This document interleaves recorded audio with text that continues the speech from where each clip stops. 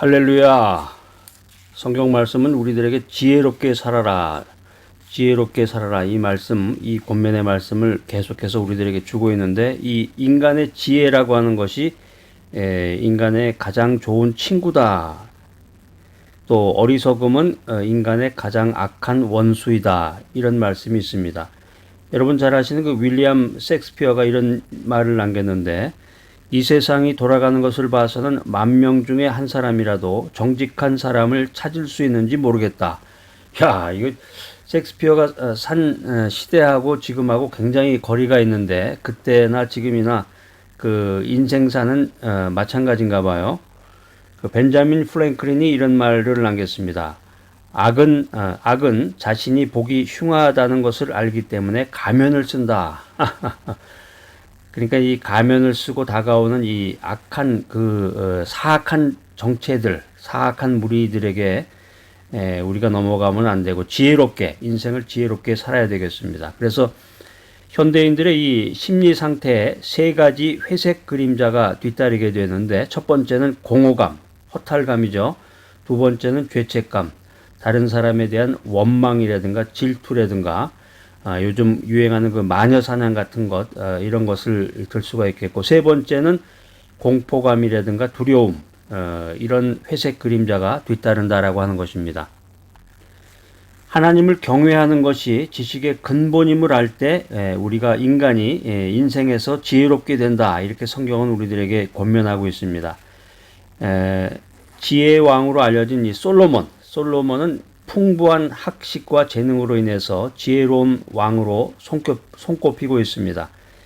이 솔로몬은 문학, 천문학, 생물학, 지리학 이런 학문 전반에 걸쳐서 아주 폭넓은 지식을 가지고 있었는데, 요즘 이제 현대 시대에는 이제 어떤 한 가지의 전문적인 것만을 이제 주장하는 데 반해서 고대 시대 때는 굉장히 그 폭넓은 지식을 많이 가지고 있었어요. 그래서 요즘에 최근에 나오는 것이 이제 융합학문이라는 것이 등장하죠. 융합학문. 그래서 여러 가지 그 학문적인 것을 연결을 해서, 예를 들면 이제 리더십만 하는 게 아니라 리더십과 이제 인문학이라든가 또 미래학이라든가 여러 가지 이런 IT 기술이라든가 여러 가지 그런 것들을 연결을 해서 그 폭넓은 지식을 가지고 인생을 이제 지혜롭게 살고자 이렇게 노력하는 지식인들이 많이 등장하게 됐습니다.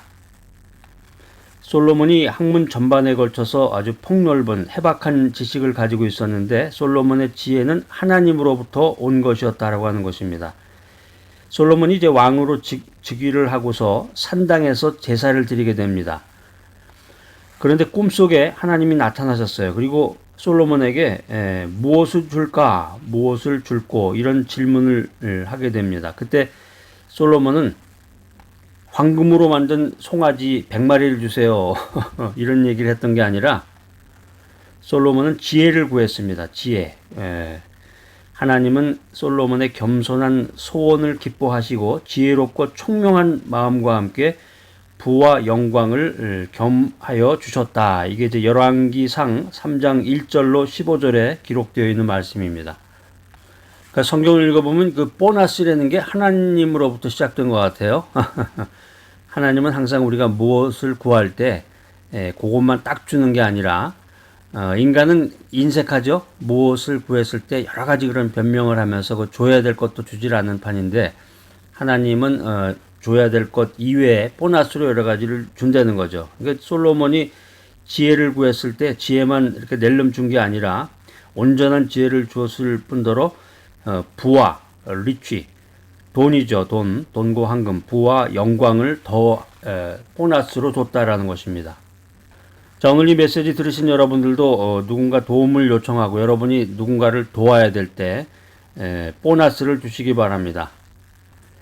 신약성경 야고보서 1장 5절에 보면 아주 중요한 말씀이 나오는데, 야고보서 1장 5절, 너희 중에 누구든지 지혜가 부족하거든 모든 사람에게 후히 주시고 꾸짖지 아니하시는 하나님께 구하라, 그리하면 주시리라.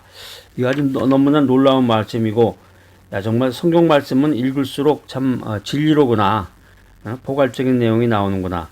그러니까 우리가 지혜가 부족할 때 하나님께 구하면은 하나님이 꾸짖지 않으신다는 거죠.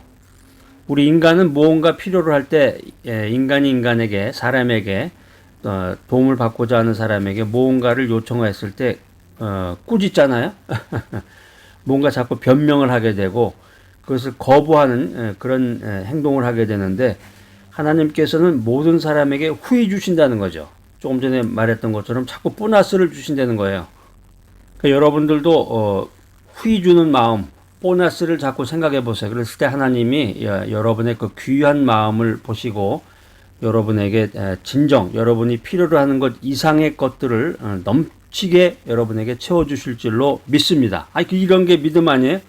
이런 게 믿음이지, 이 주판 튀기듯이 딱 이렇게 계산해가지고 계산된 대로만 인생을 산다 그러면은 인생에 아무런 낙이 없고, 우리가 구원의 기쁨을 누릴 수가 없는 것입니다. 하나님을 경외하면 악한 자의 유혹에 빠지지 않게 되고 하나님을 경외하는 자는 말씀에 비추어 선악을 분별하게 됩니다. 그래서 하나님을 경외한다, 여호와를 경외한다라고 하는 것은 살아계신 하나님을 두려워하는 것인데 이런 귀한 마음을 가졌을 때 겸손한 마음, 또 순종하는 마음을 가지고 하나님께 영광을 돌리게 되는 것입니다. 하나님을 경외하는 것이 모든 지식의 근본이다. 왜 그러냐면은 참 생명에 이르게 되기 때문입니다. 요한복음 한번 찾아볼까요? 신약성경 요한복음 17장 3절입니다. 사도 요한이 이런 말을 했습니다. 영생은 곧 유일하신 참 하나님과 그의 보내신 자 예수 그리스도를 아는 것이다. 성경 말씀은 항상 명쾌해요. 아주 간단하면서도 명쾌한데 여러분들이 그 복음에 대해서 아주 쉽게 여러분들이 복음을 접하고자 할 때는 요한복음을 읽으시기 바랍니다. 요한복음에 있는 내용들이 이제 이야기체로도 나오고 굉장히 쉬운 복음 내의 내용들이 많이 나오는데 지금 이제 읽었던 요한복음 17장 3절에도 보면은 영생에 대한 아주 명쾌한 설명이 나오죠. 영생이라는 건 뭐라고 그랬어요? 하나님과 예수 그리스도를 아는 것이라는 거죠. 우리가 이제 인터넷 찾아보면서 사진을 가지고 동영상을 만드는 법을 알아야 된다. 돈 1,000,000원을 가지고 아파트를 사가지고 월세 받는 법을 알아야 된다. 이런 것이 아니라 이런 세상적인 지식이 아니라 영생을 얻기 위해서는 유일하신 참 하나님, 유일하신 하나님과 그의 보내신 자 예수 그리스도를 아는 것이다 라고 하는 것입니다.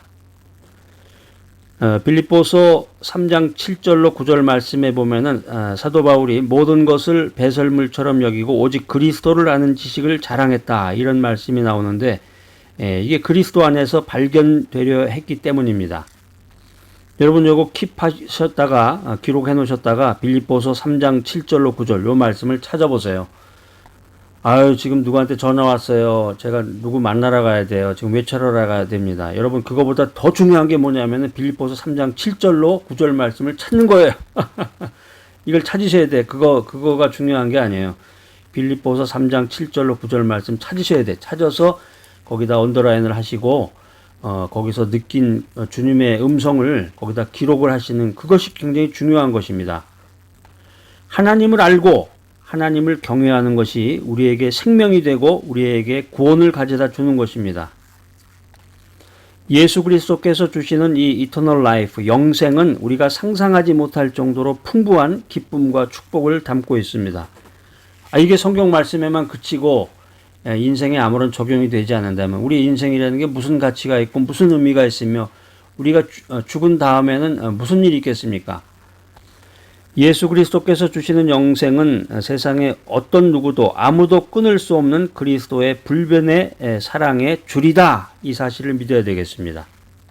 이 말씀을 또 사도 바울이 로마서에다 또 기록을 해놨습니다. 로마서 8장 35절로 39절인데요. 여러분 한번 찾아보세요. 제가 한번 읽어보겠습니다. 로마서 8장 35절로 39절. 그러니까 여러분 이제 성경 구절이 이렇게 나올 때 로마서부터 쓰시면 안 돼. 제가 그전에도 몇 번 말씀을 드렸는데 숫자부터 쓰셔야 됩니다. 8장 35절, 835 이렇게 숫자를 먼저 기록해 놓으시면 로마서는 기억이 되잖아요. 근데 로마서 하다 보면은 이제 나이가 이제 50 중반 넘고 60 넘으신 분들은 기억이 가물가물해요. 아까 18이라고 그랬나 7이라고 그랬나 막 이게 혼돈이 된다고. 그러니까 로마서 8장 35절로 39절 이랬을 때는 8장 35, 8, 35, 39 요거부터 쓰고 그 다음에 로마서 이렇게 써놓으시면은 바로 들을 수가 있어요. 자, 누가 우리를 그리스도의 사랑에서 끊으리요? 환난이나 곤고나 핍박이나 기근이나 적신이나 위험이나 칼이랴. 높음이나 기품이나 다른 아무 피조물이라도 우리를 우리 주 그리스도 예수 안에 있는 하나님의 사랑에서 끊을 수 없느니라. 자, 이거 사도 바울의 아주 정말 놀라운 고백입니다. 이런 말씀은 여러 번 읽어보셔야 돼요. 그러니까 여러분들 뭐 시간이 바쁘시고 또 외출하셔야 되니까 딱 3번, 중요한 거는 3번씩 읽어보세요. 3번씩 언더라인도 하시고, 그랬을 때 여러분이 정말 주님이 주시는 그 은혜의 말씀, 축복의 말씀을 여러분들이 들을 수가 있는 것입니다. 하나님을 경외하고 그 보내신 자를 믿는 마음, 믿음이 이런 생명과 구원의 보장이 된다. 이 사실을 기억해야 되겠습니다. 믿음이 생명과 구원의 보장이 됨을 기억할 때 우리 생활, 인생이라고 하는 것이 독수리가 날개치며 올라감과 같은 새 힘을 얻는 귀한 인생이 될 수가 있는 것입니다.